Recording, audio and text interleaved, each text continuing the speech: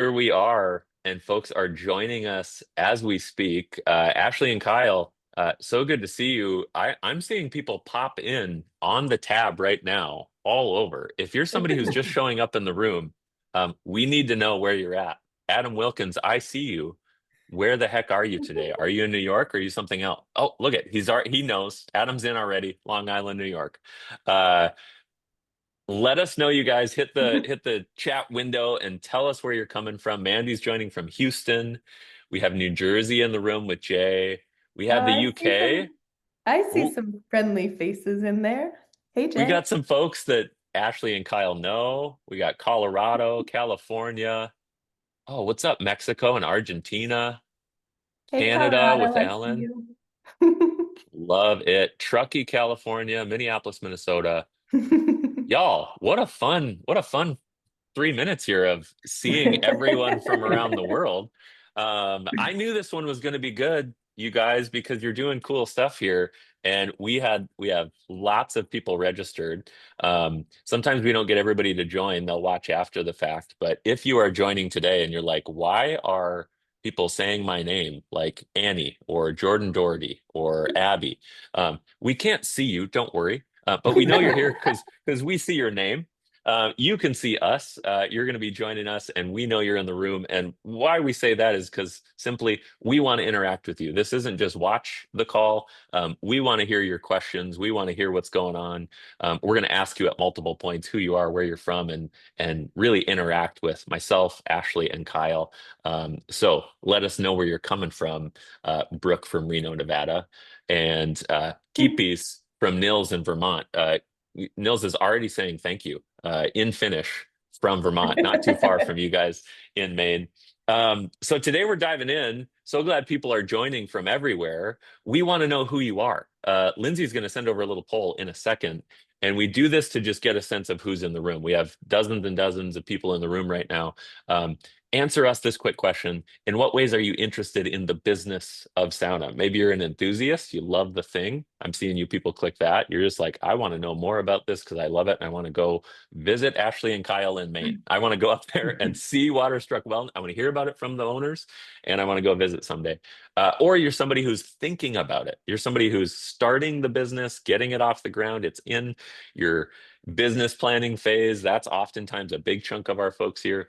Or you're somebody who, like Ashley and Kyle, like myself, we got the doors open and we're running something. Stuff's happening as we speak. And so let us know where you fit in that. Right now, it looks like we got 12% who are our enthusiasts. Welcome, enthusiasts. Glad you're here. You're going to meet some folks that are running an amazing sauna in Maine. Uh, Big chunk of our room is 64% is people thinking about starting a business. Don't worry, you guys. We're going to tell you all the vision and the war stories. We're going to be brutally honest, and we're going to tell you why it's an amazing idea to do this.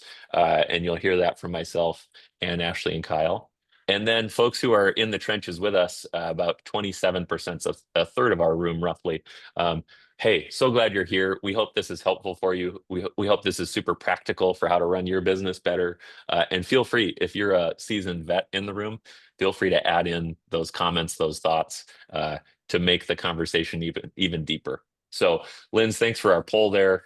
Uh, you guys are in for a treat today. You get to meet Ashley and Kyle, founders of Waterstruck Wellness up in Maine, and they are doing some amazing work. Ashley and Kyle, how are you guys feeling today? How's Maine? What's going on? So glad to have you here. We're good. Maine's pretty beautiful today. Nice, sunny, brisk day, which is quite a lot of our days in, November through April, May, or April-ish. Yeah. Yeah, only recently have we started to think about salt and ice and all the things that we've avoided since last winter. So it's definitely getting a little colder, but it is a nice, very sunny day today. Love it. I'm in Duluth, Minnesota, so I'm with you in northern climates and we're preparing for winter. Folks who are in the southern climates, so glad you're joining us, and you don't have to fight the winter the same way we do. So you're going to hear some more stories from our northern folks, and I would argue sauna's blowing up in a lot of warm weather climates too. Good stuff to be all over the world. People want this all over. Um, so as we dive in today, I wouldn't let's just kind of set the table. We're gonna spend some time. We're gonna ask you guys drop all your questions in the Q&A window. Please, please, please do that. But our goal today is to really talk about how to build a sauna business that people can't stop talking about. And why I brought Ashley and Kyle on for this is because truly in their community and in the Maine area, from both locals to tourists, you guys have done that. We're going to unpack what that looked like. But before we sort of get into the nitty gritty, I want to do some show and tell. I want people who are in the room right now from all over the world to sort of see the beautiful space that you guys have created, to kind of dive in a way that is um, really honoring to all the work. It's a behemoth lift to birth a business into existence. It's a hard thing to do. So one, we want to show and tell and be like, look at all the good work you guys did. And then you guys just kind of tell us a little bit of your story. Talk us through as we do some of that show and tell. Ashley, kick us off while I bring up some beautiful photos of Maine with you guys. Yeah, sure. So we'll start kind of in the very way back. We did a lot of testing and trying to get to a place where where we wanted to build this business by running a really small sauna next to our house. We would have potlucks where people would come over so that we could test out whether or not we wanted to run a community space and run a community sauna. And then we also rented it privately a little bit, just to be able to see kind of what are the different ways we could take this business, and then how we wanted to think about it. So we landed on a community space. We spent a really long time thinking it up, dreaming it up, trying to figure it all out, and now have been around for about a year. We have one sauna, soon to be two. A outdoor hot pool that we keep right around 100 degrees in the winter time, and cold plunge, rest and relaxation areas, both indoor and outdoor, a yurt that we use for yoga classes, meditation, and something that we've really focused on is how this space changes throughout the seasons. So this is a mostly outdoor space. It looks really different in the winter time in the snow than it does in the summer. All of our plantings are native plants here to be able to feed all of the beautiful nature that we have around us, and the plants and animals that we have around us. So we've really kind of tried to focus a lot of our business, our offerings, the things that we do on integrating people into nature and being able to allow for them to kind of work together with nature, be able to discover nature while they're off their phones in these spaces that are so healing for them. Nature is healing in the same way that a sauna is. Look at these folks. They look so healed. They look like they're just having a blast amidst the outdoors. Kyle, what would you add as somebody who has cares deeply about place and had your hand in building a lot of things? What else? What else don't we know that you want to highlight about the work you guys have done? Yeah, absolutely. I mean, there was so much of the original concept that like I wanted to know everything and be part of all the things. The original sauna that was at our old house, I had built that one from the ground up, and there was just so much learning about about the bench height, about about the stove and the style of stove and the cold plunge that we were using and all these other different things. And we knew that there was a lot to it. And I think like our original introduction, to you and the team was through the accelerator program. And because we just didn't know what we didn't know. And it was one of those things where like we have a particular skill set in our backgrounds, but actively running a business like this ourselves was we knew that there was a lot that we needed to figure out, both from operations to marketing to just like what do we want like the actual sauna itself to look like, and all these other things. And so it has been a journey over the last few years of really kind of bringing this space to life. But also, just the one thing that I'll hint at is that there was so much of this type of business and the place that we're at that allowed us to kind of spread out a little bit in both our interests and otherwise. And so, like, I did the inside of the sauna. We do all of our own firewood. We have a lot of maple trees. So in the spring, we're tapping our maples. We have a sugar shack. And there's a few cool value-added products that we make out of that we sell here. So there's so much of ourselves that we brought into this business that it allows us to do because like even just with the maple syrup, like it might seem peripheral, but it is such a changing of the seasons kind of thing. And for us, we really kind of have a, a thing in each season that really kind of holds us through.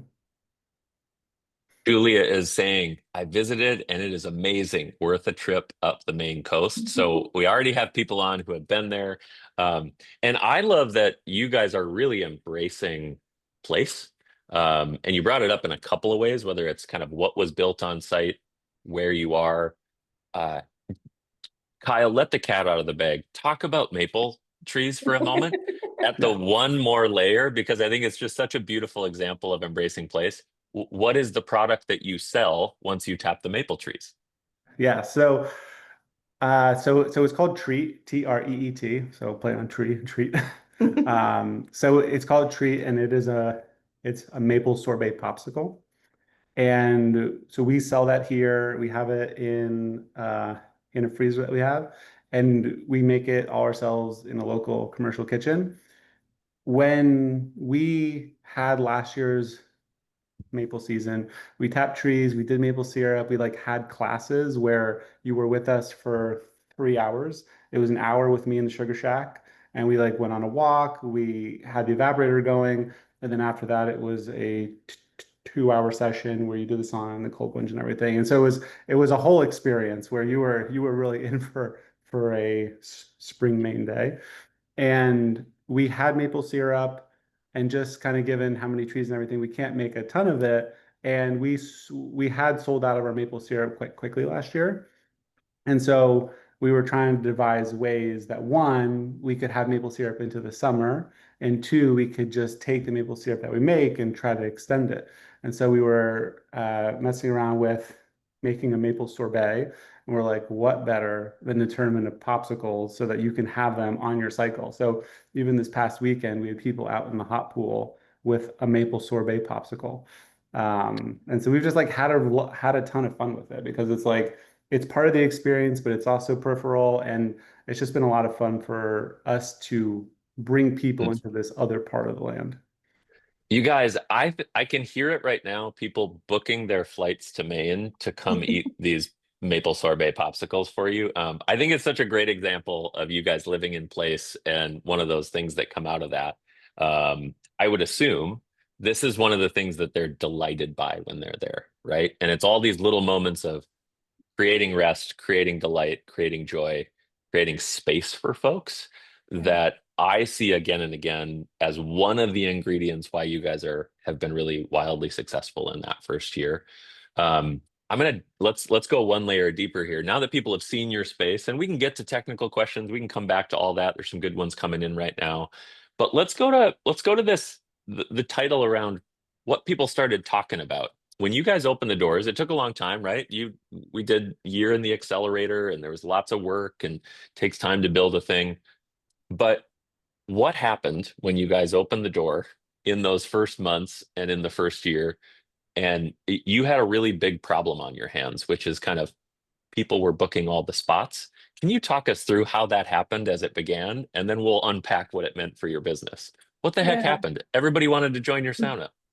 So the first couple of months, Maine is very much a word of mouth space. When there are new businesses that come out, it's very exciting.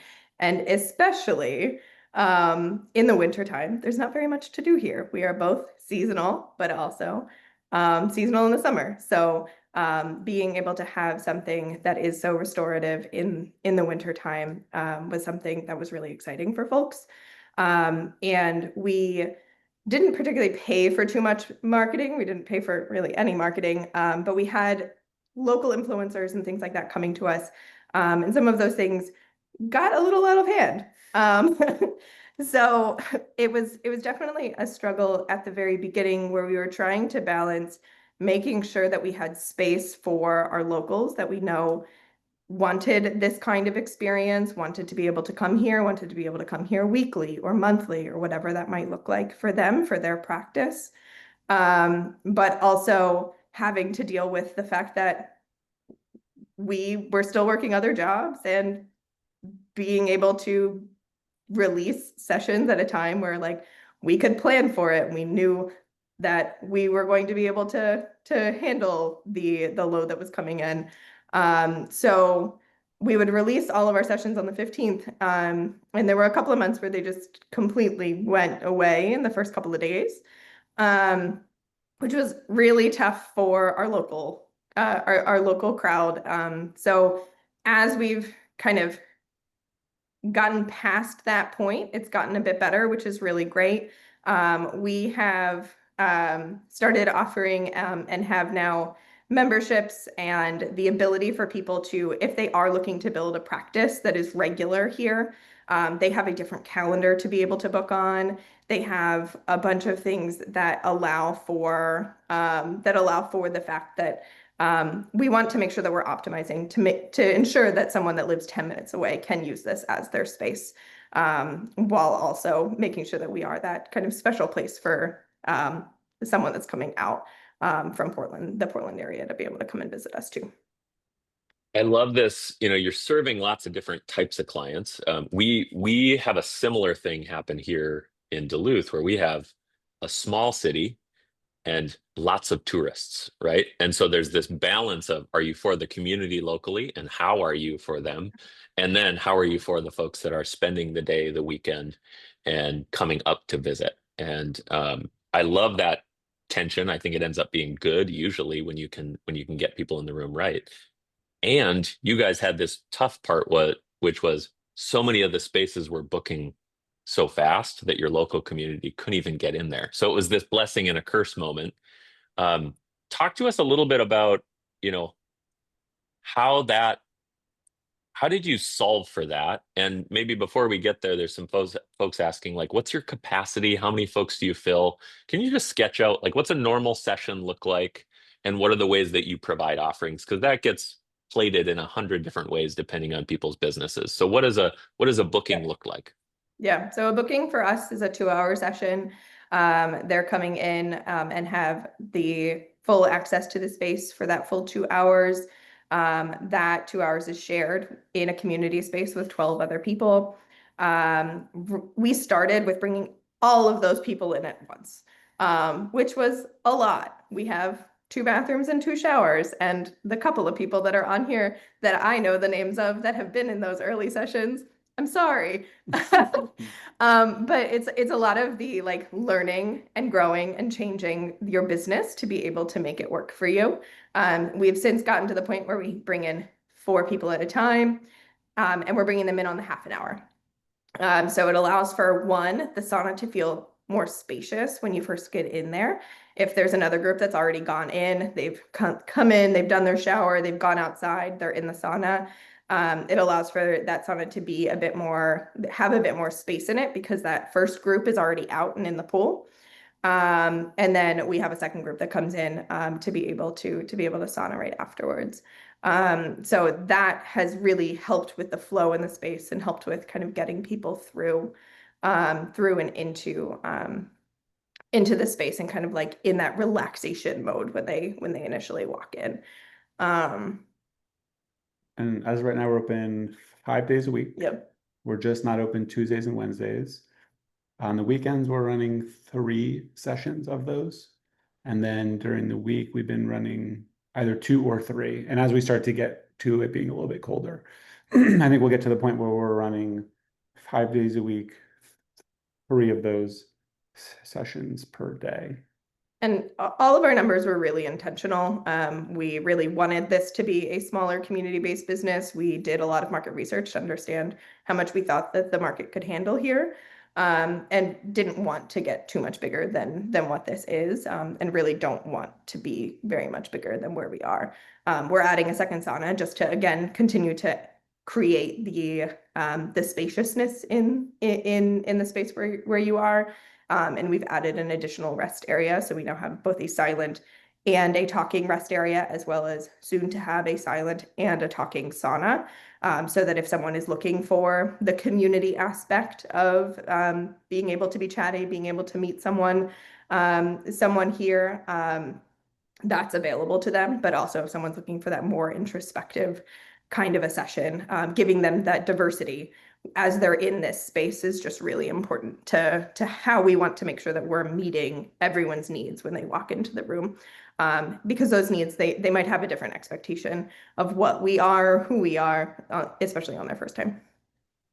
So there's some questions just flying in right now, but there's an insight I want people to sort of notice and hear is you guys are in a somewhat rural area.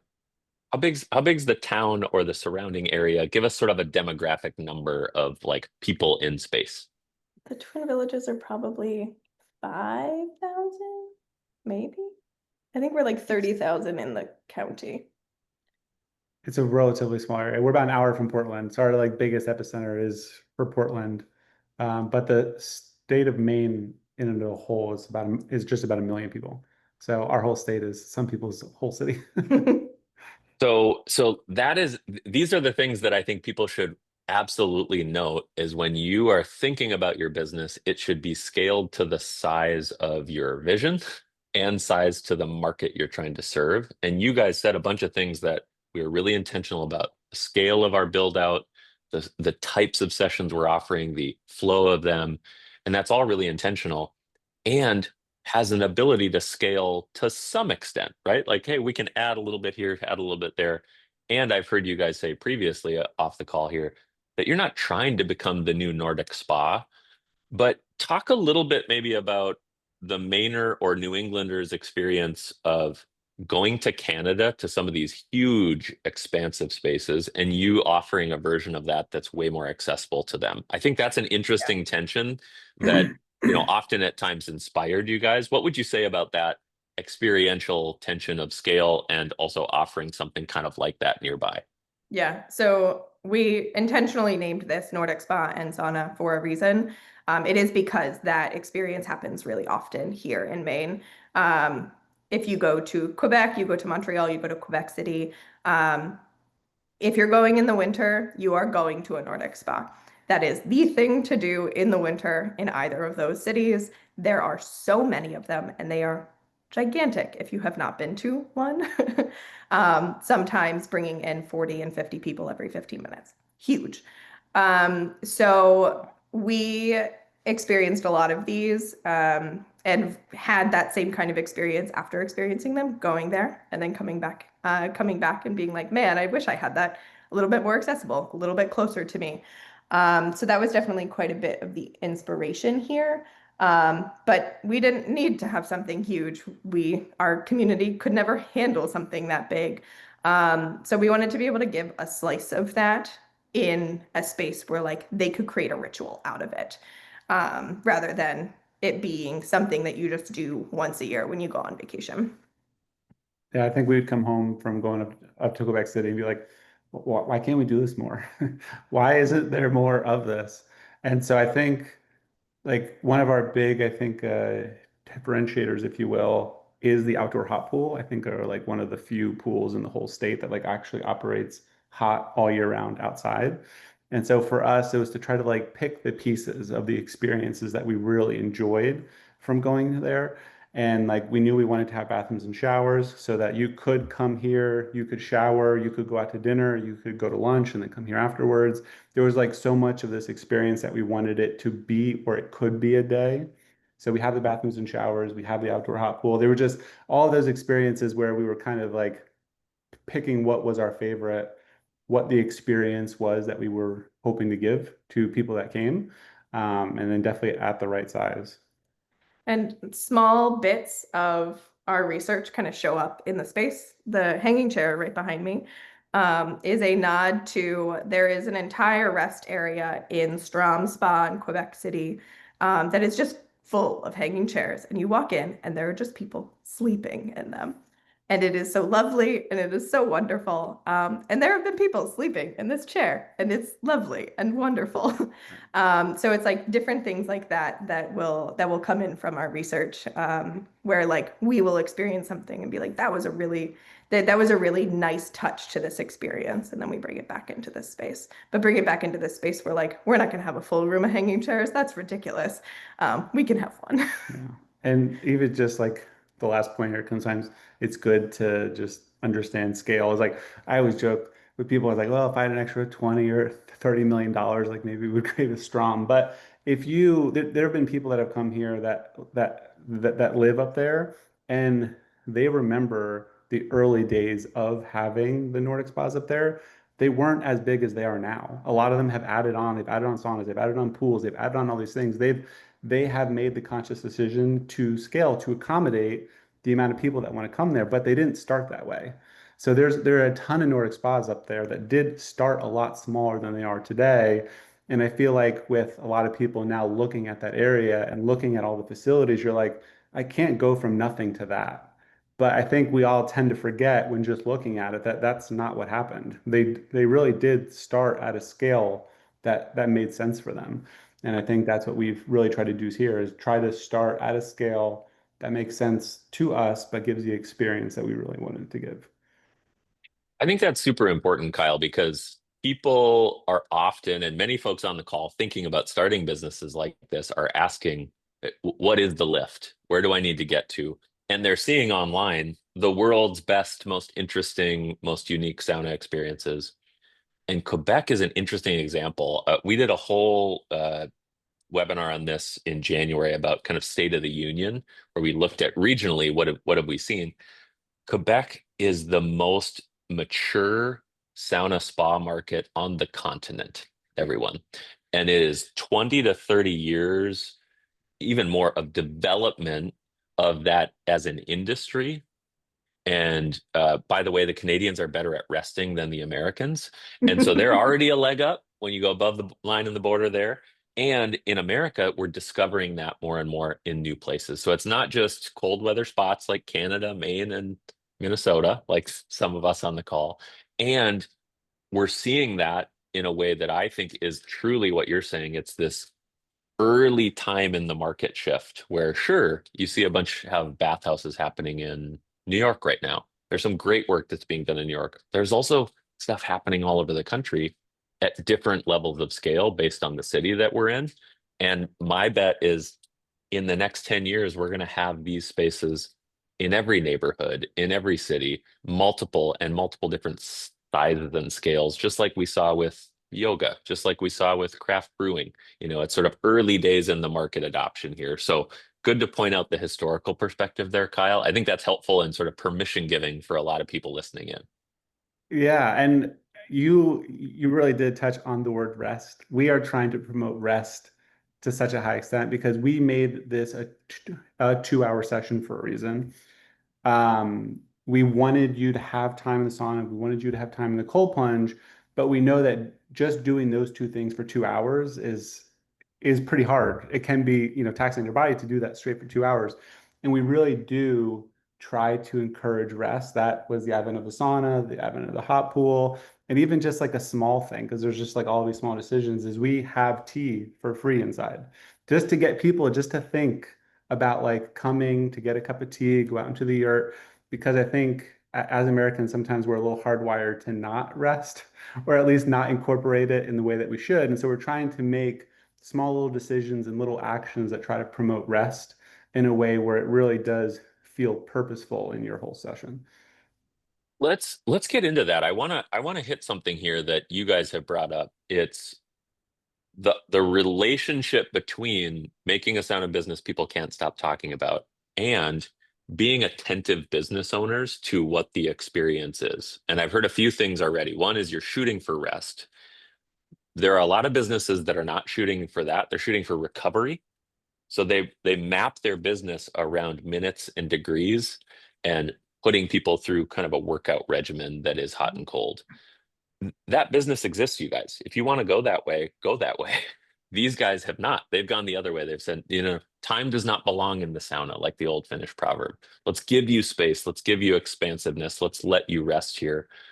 I keep hearing again and again from you guys this feedback loop of listening to your clients, seeing what happening with bookings, and then tuning the business to that. What did that look like in the early months? What were the problems you saw? One was like how everybody was arriving on the top of the hour and frustrated that they couldn't change or shower. So there's one that you sort of spaced out entry points. But what are those other ways that you've been thinking about and creating feedback loops from your customers and guests to make the experience better? Yeah, so even just like even timing, we've changed and modified and changed again and modified again our spiel when we tell people what they're to do here. We are recommending everything, not telling them how much time that they should be in any one thing. There is not a real clock in the sauna. We offer a range of heat. It is 160 to 180 that we are managing it to.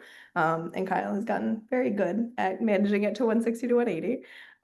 It's an art form. It's It an is art form, Kyle. very Good much job. an art Mhm. form for sure. Especially when I cut the own wood. So these pieces of wood are of very different sizes. And so sometimes one will get you to 190 and sometimes one will make it go out. And yeah, having to do it with actual fire is a Yeah. whole animal. So making sure that everything feels like a suggestion and it's not something that like we are pushing people through. We get a lot of people when we're talking through the experience. They're like, do I have to stay with like the 4 people that I came in with at the same time? It's like, no, like this is your space, this is your experience. And that looks really different at different seasons and different times of the year. In the summertime, we have folks that will come here for a 10-minute sauna and they will be in a rest space for the rest of the time. And like it is their space to be completely away from their kids or completely away from their phone or whatever that might look like for them. And they're here reading the paper, and that's great. But it's like the ability for someone to actually take the time and take the pause to come into our space and just be here is really what we want to give, and how we have like iterated in a lot of different ways on how we talk about the space. So we give recommendations for the amount of time to be in the sauna, the amount of time to be in rest, but really encourage folks to talk about the rest portion, which is why we've invested in adding a yurt that is heated, that has yoga mats, that has anti-gravity chairs, so that someone can actually rest and release here. And like we have a lot of different KPIs for this business. One of my like the joy KPIs that I have is when I see someone asleep here, makes me so happy. Yeah. I And love that. just like another one of those kind of anecdotes too was like we really took a chance on being open in the summer because a lot of these businesses that are like this in Maine aren't typically open in the summer. But because we were trying to not just be something that you think about in the winter, we're trying to be an experience that you would enjoy doing all year round. We tried to do a few different things in the summer. One, we were open a few less days. There's something that people want to do in the summer, and coming here on like a Saturday night might not be one of them. And so we've kind of had to change like what times we're open, what we do, how often we have yoga and things like that. But one of the things that we did was we had quiet sessions in the evening. So we're not worried about ice, we're not worried about any of these other things. We can do quiet sessions that are in the evening as the sun goes down. And we found that those were one of the sessions that had actually booked out the quickest. People were looking for quiet sessions at night. And so as we start to get towards the winter and some of these other things, like we're putting in another sauna, but that sauna is specifically a quiet space. So that sauna will be a quiet space, the yurt will be a quiet space, and then we have the communal sauna, we have the communal pool, we have these other things so that we can try to extend the experience in a few different ways while still being in the same space that someone might be interacting with it slightly differently. Yeah, and a good example again of that, like listening to clients and being able to change, is we assumed that adding a second sauna that was silent was going to be enough. People are still asking for the silent sessions, so we put them back. So they're back on our calendar. They're on Sunday mornings now, and just being able to like have that open relationship with clients to be able to talk with them through what they need. I want to get to some questions here. Logan's asking a great one. As you guys have received feedback, are there any micro amenities or maybe macro amenities that have received continuous positive feedback? Tea, robes, rest area design. Is there something that's just obviously like a grand slam and everybody loves it, or a few of those things that you keep hearing good feedback about? a great question. I think Um, tea is always a really good one. We specifically, this is another nod to another research trip that we took. There is a small sauna space in Portland, Oregon called Knot Springs that has Silly Pint cups. So they're 100% silicone, food grade silicone. And we decided to create camp mugs that people can use while they're here for their free tea. The silicone is great because it's not going to break in the pool. We tried with ceramic, not a great idea. People don't listen to say, don't bring it to the pool area. So we got these silicone mugs and they are fantastic. They don't heat up in the sauna, which is a big no-no for a regular camp mug.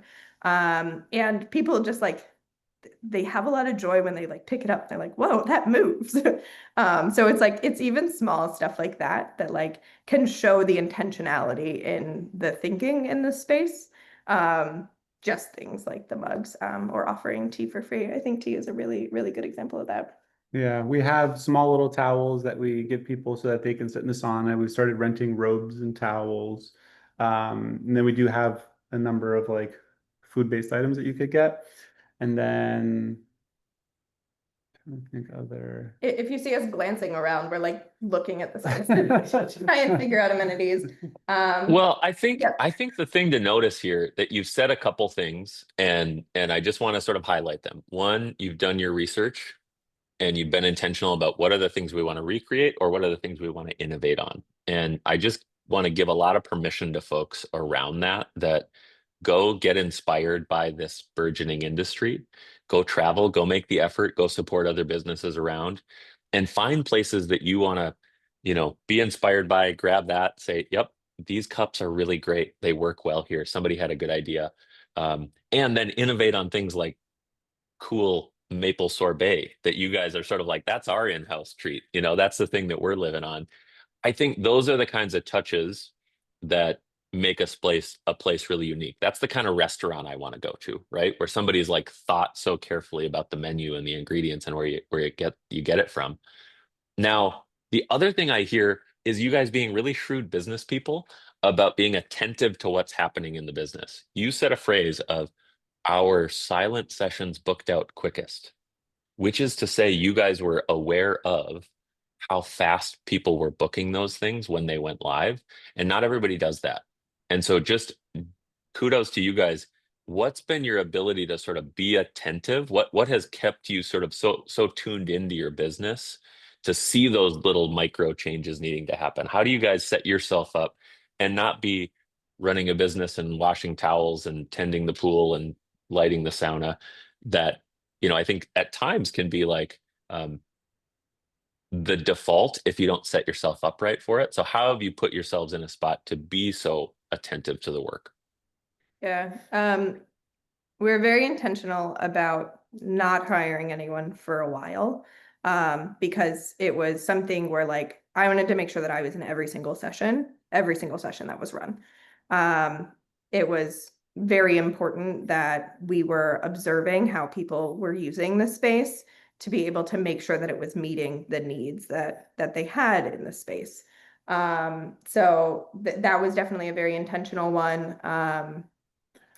Good. Yeah, and I'd say a really big one too is we spend a lot of time on it. Like we are our own bookkeepers. Like the first thing we did, we installed QuickBooks. We like Ashley built a website. She put all the scheduling on there.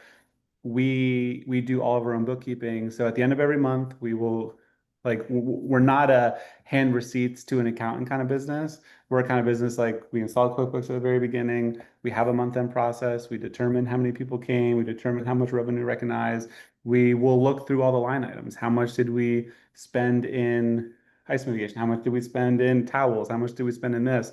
So we're really cognizant of all the things that we spend money on and like the reason that we spent that money on them. And the one thing that I always tell Ashley is like, so if we tried something new, like we didn't fail, we learned. And like we're trying to really adopt a mentality of like, if we tried something new and it may or may not have worked, we didn't fail. That one instance wasn't a failure. We just learned. Either we need to stop putting our energy there, or we need to start to think about it in a different way. And I think there was just like so much of a trial of it all that we really enjoyed. And sometimes it's a little painful to see something that you had dreamed up, but if you don't try it, you're not going to know whether it works or not.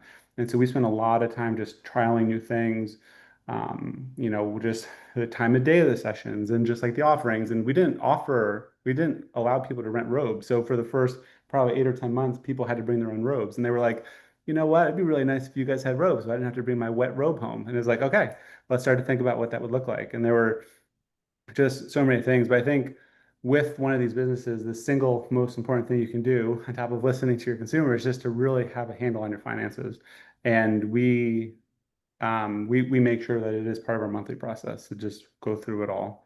And then the other layer that I'll add on that is having a handle on your finances, but also having a handle on how much time you are spending on things and where your energy goes for the time that you're spending. So like, is something that you're doing regularly, like the 10 loads of laundry that we were doing, is that giving us energy or is it taking our energy away? And we realized it was taking our energy away, so we got rid of laundry, and that was the first thing that we really shipped out, was making sure that we had someone doing laundry for us. Yeah. I think it's really challenging and freeing at the same time. I think there are some folks that hear what you just said is you have to wear all the hats at the beginning. And that sounds daunting. I'm not a QuickBooks person. I'm not an accountant. Oh my gosh. And the process of starting a business is accepting that you're going to have to learn a whole bunch of new skills. And at points, maybe also being honest with yourself, like you said, Ashley, of the things that drain you of your energy. You guys have a beautiful partnership in the business where you can also hands things back and forth. But I do think it's helpful for folks to hear there's going to be some stuff you're not good at today that you're just going to have to learn. There are also some things over the course of time that you're going to want to hand off, like laundry. And you guys have also now begun to hire staff. So Yeah.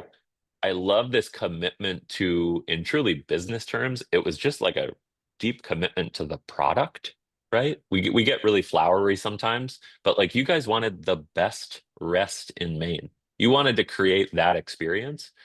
So you said, I'm going to be hands down. I'm going to talk to everyone. I'm going to be in each session. I'm going to figure out the ways to offer that. And I think that's how you get people who talk about it. That's how anybody talks about something good, is somebody cared enough to make it great. And you guys were able to do that over the course of committing your life to it for that first year in a really, really deep way. And I think it's inspiring to learn on that. So well done. Now talk about ways that you're beginning to sort of offload, scale, hire employees to what level? What is that looking like now that you got some folks on the team? Yeah, for sure. So we're offloading kind of the management of the actual session times to them. And I know that there was a question that came in on kind of the intra-session logistics, because that is quite a lot.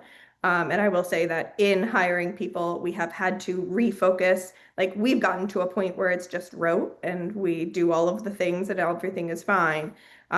We now have standard operating procedures for opening, for in between sessions. So we bring people in every 30 minutes, but then there's an entire hour in between bringing people in, that is going to that standard operating procedure for in between sessions. So that's cleaning the bathrooms, that's making sure that we're cleaning things up, that's making sure that the sauna is staying stoked, all of those things. So just trying to figure out that timing as much as possible is something that we've had to spend a lot of time on. And it's like we took on a different job for a month of how do we take the things that are in our brain and put them down on paper so that someone can come in and really run the show without us being here. So all of that it's all things that you have to kind of like change and pivot and do and improve upon. But now we have two other people that are improving upon this with us too. And over the last bit, like we've each kind of come into our own. It's like every morning I wake up, I go and light the sauna, I clean the sauna, I clean the showers and everything like that. It's like, and Ashley has taken more of like, she's managing email, she's managing the pools. Like we all kind of have found our niche, if you will, and like what makes us happy, and what brings us to want to do this every day. And then, yeah, it was interesting when brought in the two people because they're like, how do I know how often to go into the sauna? I was like, to like check the temperature and stuff. And it's like, well, in the beginning, you just have to go in there every 10 to 15 minutes, and just check it, just to see what it looks like every 10 or 15 minutes to get a feel for the temperature, to get a feel for what the wood does and all this other stuff. And sometimes, and I think this is kind of like the moral of so many stories is you don't know until you try it. It's like you can say it's like, oh, well, maybe I'm only gonna go into the sauna and toss a log in every hour, but it's like, you'll understand pretty quickly that that only, is a circumstance and the rule so many parts of the time and all this other stuff. And, for so many of us, it's like you will get the hang of it. The sauna might accidentally dip to 155 for whatever particular reason, but we're all learning, and so much of this is just trying to do it. Love it. The attention there. It really matters. And it's hard to, once you guys have been experts, gets that stuff on paper at times, right? And sort of develop the standard operating procedures and getting those into documents so that you don't have to do it again and again. But that work can be freeing. That work helps. That creates a little more space for you guys. Talk a little bit. We got questions coming in left and right. So I want to spend a little time attending to a few things. Talk a little bit about your age demographics, who's coming, and then maybe this split between the tourist discovering Maine and coming up, and then your local folks. How do you see that age bracket, people bracket, and where they're from bracket playing out between you guys? Yeah. So just for context for everyone in the room that does not know, Maine is the oldest state in the nation. And on top of that, Proud. we're the oldest county in the oldest state of the country. So we run the gamut, really. We have quite a lot of folks that are coming here that are in their 60s and 70s. We have probably the same number of folks that are coming here in their 30s and 40s. I would say like our key demographic folks that come here pretty often are in, like, I would say both of those demos are pretty heavy. And then we have quite a lot of folks that are like in their 40s, 50s or so, have maybe younger kids. And this is definitely a rest space for them. And so just one thing that we haven't Yeah. necessarily said was that we are only 18 and up as of right now. Yes. So we only allow adults to come. At this time. Yeah. So that's kind of demographics. As far as the breakdown of Mainers to not, that changes really dramatically with being open in the summer. In the summer, we're about 50-50 people from away, which is another term for in Maine. People from away are people that are visiting or tourists. And then folks that live in Maine. But in the wintertime, we are probably 90% or so from the state of Maine. That does not mean that people aren't coming from an hour, 2 hours, 3 hours. Maine is a place where if you want to go somewhere, you got to drive. So people are driving, but they're still coming from Maine. And that's definitely our target for the winter time. We're spending a lot of time with folks that live here and live here in the winter time. Anything else that That's great. That's a great deep dive on who your people are. Now, what are you measuring? You mentioned a joy KPI of seeing people sleeping. What are the things that you look at in the sort of daily, weekly, monthly that's one level beyond I'm talking to everybody in every session? Talk a little bit about your goals and your KPIs, whether they're soft or hard in terms of the KPI to get to. So talk a little bit about that for folks. Yeah, so we're looking at booking percentages, just how booked our specific sessions. That helps us decide, because we are releasing sessions monthly, it helps us tweak the times sessions are open, and make sure that we're offering things to people at the times that they need them. We're If they're new or a returning customer. new or returning customer, that's something that we're looking at essentially monthly. We're obviously looking at revenue and things like that. And then as we offer a lot of, in the same ways where we're talking about maple and offering maple sessions, we offer a lot of seasonal sessions to continue to integrate folks within nature. Like that is such a large part of our offering, is how do you get people to be able to slow down, be able to rest, but also be able to rest in such a rejuvenating space and in the nature that surrounds them. So we're offering things like a bird watching session where you go on a hike beforehand and then you come back for a sauna afterwards, or we're offering like nature meditation walks or different things like that, to be able to integrate people into the space and into the natural world that's around them.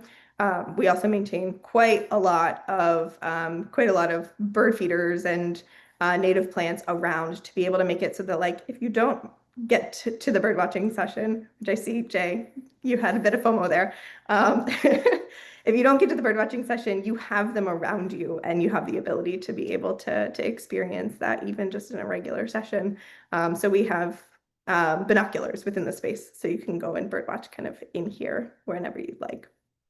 And then just the only thing I'll add financially, because we're like a service-based business, so much of it is just like expenses as a percentage of revenue. And so one thing that we're looking at is like when we think about laundry, when we think about electricity, when we think about propane, when we think about some of these things, so much of it is it scaling with revenue? Do we feel like we're overpaying? So much of it is, doing a quick Google search is like in a hospitality industry, how much are they spending on X, Y, and Z? And just trying to see if we can't hit some of those benchmarks. Because we know as a small business, there are certain things that we're probably overpaying on, and there's probably certain things also that we're doing well on because that we're a small kind of community-based business as well. I think that's right on. And that's the way to sort of get to understand your numbers and to come back to KPIs that matter. And you guys are talking about a whole slew of questions that I want to also get to here, which is to say, what does programming look like? Jay is having FOMO about missing out on the bird watching session. And there's a bunch of questions around guidance. How do we, do you have a sauna master, an Aufguss master? What sort of, and you also are talking about all these different types of sessions. How does labor relate to those types of sessions? Because in some settings, people think guidance as direction or instruction, and there's a lot of labor associated. And in some, you say, this is what the space is for. Use it that way, i.e. your silent sessions. Will you talk us through a little bit about how you're thinking about that programmatic element as it relates to people? Yeah, so almost all of our sessions are guided in the fact that we give them a primer at the very beginning. We walk them through the circuit, we talk them through everything, and then let them on their way. And then we are background in these sessions. We find that that's the way that people can really rest and relax, and can really kind of take that beat back and enjoy themselves. There are obviously lots of different ways that guidance looks for lots of different businesses, but that's how we like to think about it here. And then as far as programming is concerned, we think about programming as a layer on top of a session. So when we're thinking about programming, we're offering yoga, we're offering meditation. We offer quite a lot of workshops that allow for someone to be able to learn and bring a nugget of wellness back into their daily lives. Something that we do almost monthly at this point is we have a class that is a myofascial release and ball rolling class that allows for someone to learn how to do self-massage so that they can then do it at home.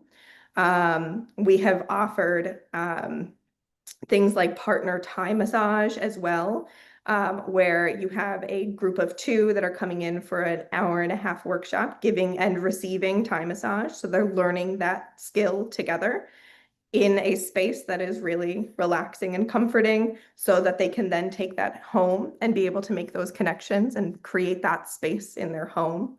So it's things like that we really like to think about when we're talking about programming. It's how can we give someone tools to be able to create, like this is a space that we like to think of as accessible wellness. How can we continue to hone in on that and give people the tools to allow for wellness to be accessible in their day-to-day life, whether it be meditation or your partner giving you a massage on a really long day, those kinds of things. Yeah. And I think the one cool thing about programming is we kind of thought about it in two different ways. There's like the additive nature of health and wellness, which is actually talking about, and then the added nature of, well, added nature of nature. So just the part of like really bringing you into the space and nature. And we were so cognizant of wanting this to be an outdoor experience.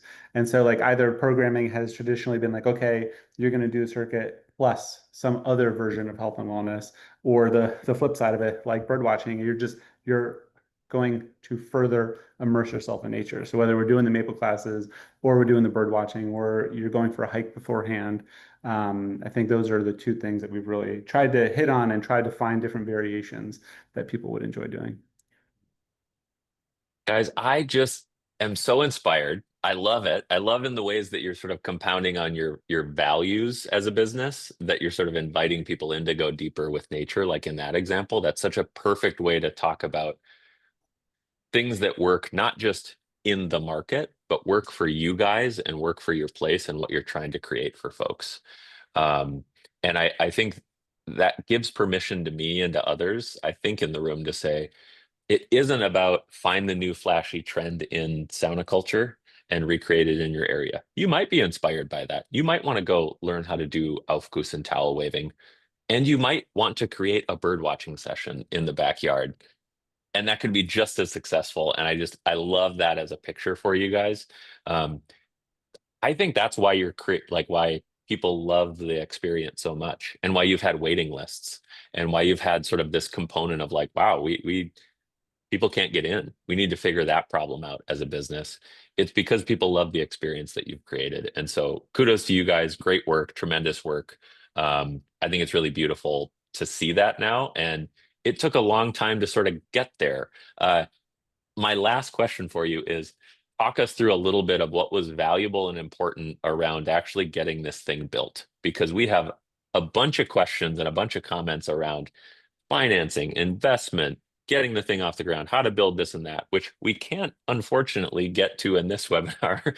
But if you can sum it up, Kyle, give us this kind of what was helpful to get you guys get the doors open.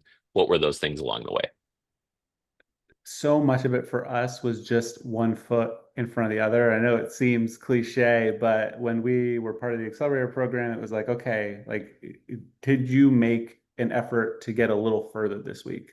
And so much of this was, it was a huge step for us to go out and to actually try to find this location, try to purchase the land, do all of these different things. And for us, so much of it was one foot in front of the other, try to make informed decisions as much as we can, but we had to move forward, and we had to learn from our mistakes. And we're not immune to anything like anyone else. Like, there were certain things that we thought would work that ultimately, between how it looked or from what we heard, it just wasn't going to meet the need, and so we just had to do a little pivot. And so yeah, I think for us it was just, we had to stay committed.